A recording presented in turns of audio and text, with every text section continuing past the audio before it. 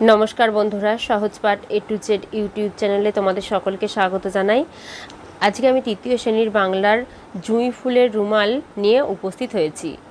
জুঁই ফুলের রুমাল লিখেছেন কার্তিক ঘোষ। চলো তাহলে কার্তিক ঘোষ সম্পর্কে জেনে নিই। কার্তিক ঘোষ জন্মগ্রহণ করেছিলেন 1950 সালে। বিখ্যাত কবি ও ছড়াকার। স্কুল জীবন থেকে লেখালেখি শুরু। উল্লেখযোগ্য বই একটা মেয়ে একা, হাত ঝুমঝুম পা ঝুমঝুম, আমার বন্ধু গাছ, দলমা পাহাড়ের দুলকি, এ কলকাতা সে কলকাতা, জুঁই ফুলের রুমাল প্রভৃতি। সম্পাদিত গ্রন্থ শ্রেষ্ঠ কিশোর কল্পবিজ্ঞান, সম্পাদিত গ্রন্থ শ্রেষ্ঠ কিশোর কল্পবিজ্ঞান, সেরা রূপকথার গল্প, সেরা কিশোর অ্যাডভেঞ্চার প্রভৃতি। 1976-এ টুম্পুর জন্য লেখাটির জন্য সংসদ পুরস্কারে সম্মানিত হয়েছেন। 1993-এ পান শিশু সাহিত্য জাতীয় পুরস্কার। এছাড়াও পেয়েছেন তেপান্তর ও সুনির্মল স্মৃতি পুরস্কার। তাহলে পাঠ্যাংশটা পড়ে এবার আমরা মানে বুঝি। পাঠ্যাংশটির নাম হচ্ছে জুঁই ফুলের রুমাল, মানে হচ্ছে জুঁই ফুল দিয়ে বোনা রুমালের কথা বলা হয়েছে। চলো তাহলে পড়ে দেখি। গাছেরা যেমন পাখিরাও তেমন, লিপিকে একটু দেখতে পেলেই হলো। খুশিতে একেবারে ডগমগ, ডগমগ মানে হচ্ছে আত্মহারা। গাছেরা কথা বলতে না পারুক, পাতায় পাতায় হাততালি দিয়ে ডাল দুলিয়ে ফুলের গন্ধ ছড়িয়ে এমন করবে যে বলার নয়। আর পাখিরা শালিক, ছাতারে, ত্রিয়া, চন্দন, বেনে বউ, বাবুই, টুনটুনি, এমনকি জামরুল গাছের কাঠবিড়ালিরাও কিচিমিচি টুকুক টুকুক টুই টুই টুইচ টুইচ করে এমন হইচই করে যে টুসিদের পুষি বেড়ালটাও হাঁ হয়ে বসে থাকে বারান্দায়। তাহলে এগরাই যেখানটায় লিপিদের বাড়ি। চলো তাহলে এগরা কোথায় আগে দেখে আমরা। এগরা হলো পূর্ব মেদিনীপুরের একটি জায়গা, কাঁথির উত্তরে অবস্থিত। এই জায়গাটি এখন একটি শহর হয়ে উঠেছে। এবার বাবুই পাখি। বাবুই পাখি সম্পর্কে জেনে নিই। ছোট এক ধরনের পাখি, ঠোঁট দিয়ে খড়কুটো পাতা চমৎকার সেলাই করে বাসা বানায়। এই জন্যই এদের দর্জি পাখি বলা হয়। বাবুই গিন্নি লিপি ও তার বন্ধুদের জুঁই ফুল সেলাই করে ছোট ছোট রুমাল বানিয়ে দিয়েছিল। আসলে এগরায় যেখানটায় লিপিদের বাড়ি, ঠিক তার কাছেই মল্লিক বাবুদের কবেকার একটা বাগান। শাল, সেগুন, আকাশমণি, আম, জাম, জামরুল আর কদম, চাঁপা, কৃষ্ণচূড়া, বকুল গাছে থই থই। তাহলে হচ্ছে লিপি নামক একটি ছোট্ট মেয়ের কথা বলেছে, যাকে দেখলে গাছ এবং পাখিরা খুব খুশিতে আত্মহারা হয়ে ওঠে। এখানে বলা হয়েছে লিপির বাড়ি হচ্ছে পূর্ব মেদিনীপুর জেলার এগরাতে। আর এখানে মল্লিক বাবুদের একটি বাগানের কথা বলা হয়েছে, যেখানে বিভিন্ন ধরনের গাছ আছে। সেখানের বড় গাছ, মেজো গাছ, সেজো গাছ আর ছোট গাছেদের বউ, ছেলে মেয়ে, নাতিপুতি মানে ছোট ছোট গাছের চারা, তারাও জানে লিপি ওদের বন্ধু। স্কুলের ছুটি হলেই লিপি চলে যায় বাগানে। কোনো দিন সঙ্গে থাকে টুসি, না হয় দোলন, কোনো দিন সুধা দিদিও আসে বিট্টু। লিপি কাউকে দেয় কৃষ্ণচূড়ার চারা, কাউকে দেয় বকুল বিচি। বকুল বিচি মানে হচ্ছে বকুল গাছের দানা। কখনো কাঁচা মিঠে গাছটাকে জড়িয়ে ধরে আদর করে। কাঁচা মিঠে কাঁচা হলেও স্বাদে একরকম, মিঠে একরকম, আমের কথা বলা হয়েছে। বাগানের গাছেরাও দেখে, পাখিরাও জানে, ছোট ছোট চারা গাছেদের একটুও কষ্ট নেই লিপির জন্য। বড় গাছেরাও খুশি। গোটা গ্রামে ছড়িয়ে পড়েছে ওদের নাতিপুতিরা। যেখানে ভালো জল, হাওয়া, আলো, সেখানেই হঠাৎ খুশিতে হিলহিলে হয়ে ওঠে একটা চারা গাছ। কারো উঠোনে, পুকুরের ধারে, রাস্তার পাশে লুকিয়ে লুকিয়ে গাছ বসিয়ে আসে লিপি। তাহলে লিপি নামক মেয়েটি ওই মল্লিক বাবুদের বাগান থেকে গাছ তুলে তার বন্ধুদেরকে দেয় এবং অন্যান্যদের বাড়ির আশেপাশে বসিয়ে দিয়ে আসে। মা কত করে ডাকে না, ঘরের কাজে একদম মন বসে না লিপির। বাবাও কাজ করে চাষের জমিতে। গাছের চারা যেন ছোট ছোট ছেলে মেয়ে। বাবার কাছে তাদের আদর দেখে একটুও হিংসে হয় না ওর। কিন্তু মাঝিপাড়ার 3টে ছাগল বড্ড বিদঘুটে। তাহলে মাঝিপাড়ার 3টে ছাগল হচ্ছে প্রচুর বিদঘুটে। বিদঘুটে মানে হচ্ছে দুষ্টু বা ছন্ন ছাড়া। যারা দেখলেই মুড়িয়ে দেবে কুচমুচ করে, মানে হচ্ছে ছাগল ছাড়া আর কি গাছের চারা খেয়ে নেয় বা গাছ খেয়ে নেয়, তার কথাই বলা হয়েছে। মুড়িয়ে দেবে মানে হচ্ছে খেয়ে একদম ন্যাড়া করে দেবে। তারপর তবে বাগানের খরগোশ দুটো খুব ভালো, কিন্তু বাগানের খরগোশ দুটো খুবই ভালো। দূর থেকে পুটপুট করে লিপিকে দেখে, এমন ভীতু ডাকলেও কাছে আসবে না কিছুতে। ওরা কেউ চারা গাছে মুখ দেয় না, ঘাস খায় ঘুরে ঘুরে, আর বিট্টুকে দেখলেই এমন ছুটবে যে বলার নয়। স্কুলের জানলা দিয়েও বাগানটা বেশ দেখা যায়। তাহলে হচ্ছে মাঝিপাড়া ছাগল দুটো বিদঘুটে, কিন্তু খরগোশ দুটো হচ্ছে ভালো, তারা হচ্ছে গাছের পাতা খায় না, কিন্তু তারা ঘাস খায়, আর বিট্টুকে দেখলে তারা ছুটতে পালায়। ড্রয়িং খাতায় কত রকম গাছের কত সব ছবি এঁকেছে লিপি। পাতায় ফুলে কত রকম রং, গাছেদেরও চোখ জুড়িয়ে যায় দেখে। কিন্তু কদম গাছের টিয়া আর জামরুল গাছের কাঠবেড়ালি, তাহলে কদম গাছে থাকে টিয়া আর জামরুল গাছে থাকে কাঠবেড়ালি বউ।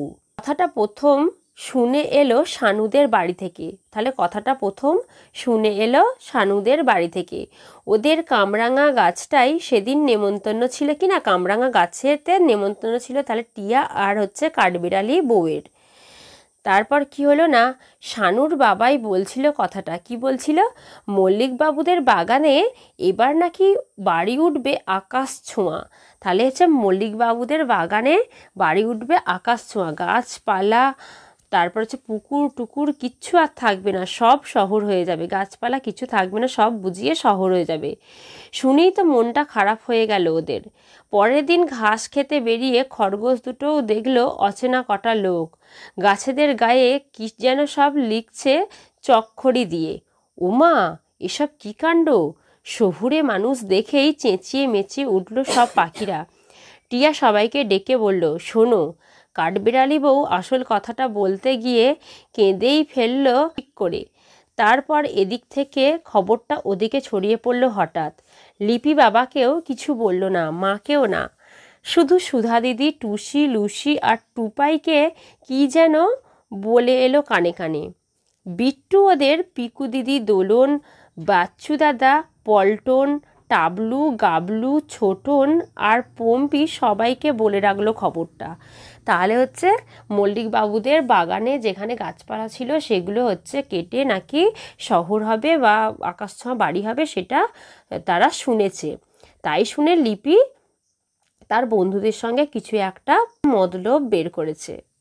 গাছেরাও জানতো না, পাখিরাও জানতো না শহর থেকে কাঠুরেরা কবে আসবে, শুধু জানতো মল্লিকবাবুদের বাড়ি। কিন্তু লিপিরা, টুসিরা আর বিট্টুরা কেমন করে জানলো? একটা করে গাছকে জড়িয়ে ধরে সেদিন কিনা দাঁড়িয়ে পড়ল সবাই। কাঠুরেরা বলল, সরো, আমরা গাছ কাটব।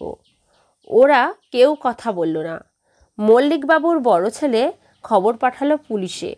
তাহলে হচ্ছে ওরা গাছ কাটতে দেবে না বলে লিপিরা সবাই গাছকে জড়িয়ে ধরে থাকলো, আর মল্লিকবাবুর বড় ছেলে পুলিশে খবর পাঠালো। বড় দারোগা নিজেই এলেন সব শুনে। বাগান জুড়ে ছোটদের দেখে তিনি তো হেসেই ফেললেন হো হো করে, বললেন, না না, আমি তোমাদের ধরতে আসিনি। তাহলে? বড় দারোগা সেই সেপাইকে ডেকে বললেন, যাও, এদের সবার জন্য চকলেট নিয়ে আসো দুটো করে। তাহলে বড় দারোগা এসে তার সেপাইকে কি বললেন, যে চকলেট নিয়ে আসো এদের সবার জন্য। বড় দারোগা মানে হচ্ছে থানার প্রধান পুলিশ। কাঠুরেরা হাঁ হয়ে গেল তখন। শোনো, বড় দারোগা লিপির দু কাঁধে হাত রেখে বললেন, কেউ তোমাদের একটাও গাছ কাটতে পারবে না এখান থেকে, বুঝলে? আমার হুকুম। কথাটা শুনেই আনন্দে দু চোখ ঝাপসা হয়ে গেল লিপির। গাছের ডালে ডালে বসেছিল পাখিরা। টিয়া বলল, আমরা ওদের কিছু দেব না। বাবুই গিন্নি মুচকি একটা হেসে বলল, মুচকি মানে হচ্ছে মৃদু বা অল্প। মৃদু হেসে বলল, দেব বই কি, এই সময় তো জুঁই ফুলের মেলা। যাও তোমরা, যে যা পারো তুলে নিয়ে এসো আমার কাছে। বেনে বউ বলে, কি করবে অত ফুল দিয়ে? বাবুই গিন্নি মুখের ভাবখানা বড় দারোগার মতো করে বলল, ওদের জন্যে রুমাল বুনবো, একটা করে ছোট ছোট রুমাল। তাহলে মল্লিকবাবুর বড় ছেলে কাঠুরিয়ারা এসে দেখল গাছ কাটতে, এসে দেখলো যে লিপিরা গাছকে জড়িয়ে ধরে দাঁড়িয়ে আছে।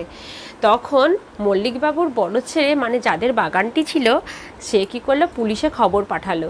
কিন্তু পুলিশ এসে বা সে লিপিদেরকে 2টো করে চকলেট দিল এবং তিনি বললেন যে একটা গাছও কাটতে পারবে না, এটা হচ্ছে তার নাকি হুকুম।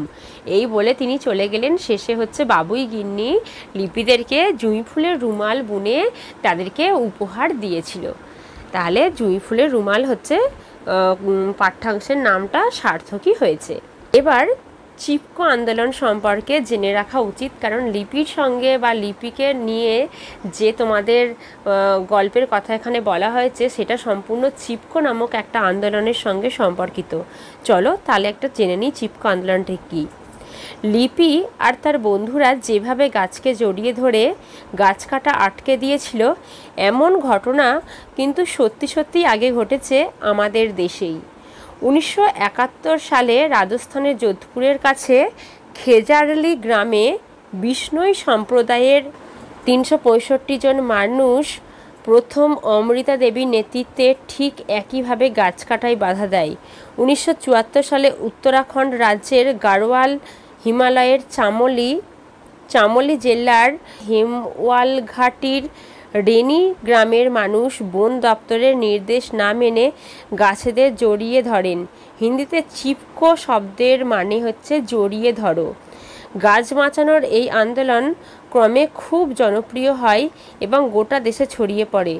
যে মানুষরা অরণ্যে বা অরণ্যের কাছাকাছি থাকেন তারাই সে দেশের অরণ্যকে রক্ষা করেন।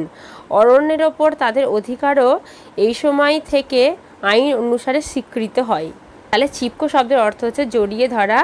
এটি 1971 সালে রাজস্থানের যোধপুরে প্রথম হচ্ছে গিয়ে অমৃতা দেবীর নেতৃত্বে এই চিপকো আন্দোলন হয়। এরপর 1974 সালে উত্তরাখণ্ড রাজ্যের গাড়োয়াল হিমালয়ের চামোলি জেলায় এই ধরনের আবার হচ্ছে চিপকো আন্দোলন, অর্থাৎ গাছকে জড়িয়ে ধরে গাছ কাটার বিরুদ্ধে আন্দোলনে মানুষজন সরব হয় এবং তারপর থেকেই অরণ্যের আশেপাশে যে সমস্ত মানুষ বাস করে তাদের অরণ্যের ওপর যে অধিকার তা আইন অনুসারে স্বীকৃত হয়। তাহলে আজকের ভিডিও এই পর্যন্তই। আবার পরের দিন নতুন কোনো ভিডিও নিয়ে তোমাদের কাছে হাজির হব। আমাদের চ্যানেলটিকে ভালো লাগলে অবশ্যই লাইক, কমেন্ট ও শেয়ার করতে ভুলো না। আর এরকম নতুন নতুন ভিডিও পেতে অবশ্যই আমাদের চ্যানেলটিকে সাবস্ক্রাইব করো ও পাশে থাকা বেল আইকনটি প্রেস করো।